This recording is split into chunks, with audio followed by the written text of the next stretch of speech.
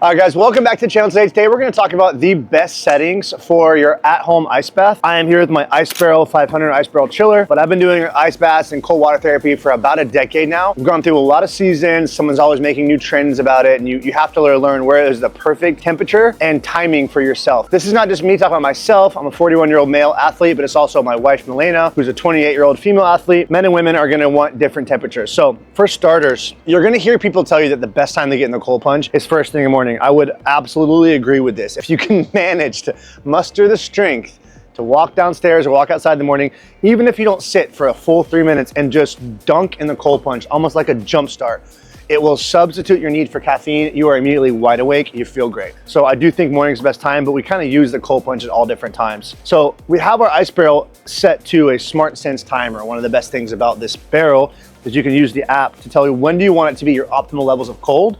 And then when you don't want to use it, it'll allow the temperature to drift up a little bit higher, not wasting power, not killing your unit and making it require a lot of maintenance. For starters, obviously we keep our ice barrel outside. It's in a nice shaded area. There's a couple ways that I approach this. If I want to get my full body and get that full body cold plunge, I'm going to step into the ice bath. I'm going to set my Apple Watch on a 3-minute timer, and I'm going to sit down until the water submerges my shoulders fully.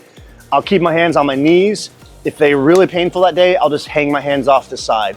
But I'll try to go in about that 3-minute, maybe 3.5-minute mark.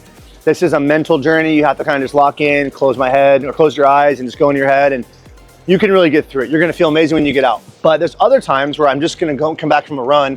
I just wanna ice my legs without having to get my full body in. So a little hack that I've used is I will get a hoodie or a towel and I'll put it on my upper body, and I'll stand in the ice barrel, which I'm up to my hips, with my phone. 10 minutes goes by like this when you're scrolling reels, and I'll get just my legs in that deep soak, which is amazing. So the temperature that I keep it at, what is it at right now? We're at about 46 degrees. It's cooling currently to 45 degrees. I found this is the sweet spot. Anything between 45 to 52 seems to work really well for both of us. You're gonna hear a lot of guys that try to be super extreme and say, it needs to be 35, 35.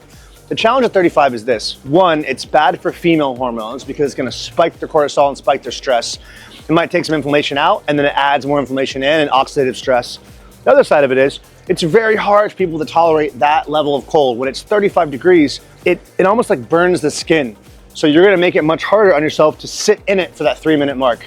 I think you'd be better off putting the water at 49 degrees and sitting in it for 4.5, 5 minutes when you can actually get those penetrating effects of the cold. So the amazing part of it is, though, it's very easy for you to set 2 temperatures. So if you are one of those guys that wants to go super extreme and sit in a cold plunge at 35 degrees, you can add the smart sense timer of the Ice Barrel Chiller and have it do that at, let's say, 8 in the morning for you.